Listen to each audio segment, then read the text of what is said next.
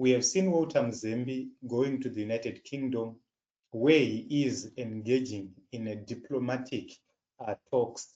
He met with the ambassador to United Kingdom ambassador to Zimbabwe, Peter Vows.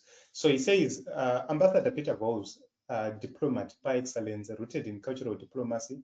His skills in folklore and soft diplomacy have been a marvel to in our country. So he was actually talking after having several meetings with the United Kingdom ambassador to Zimbabwe, Peter Vows, in the UK. So when you look at it, yeah, he wrote something which is very, very critical and very important right here, which is a guideline. He says, diplomatic teas, great talking to British ambassador to Zimbabwe, Peter Vows, in London today. So he didn't end there. He went on to some of the issues which he spoke about, which are very, very important.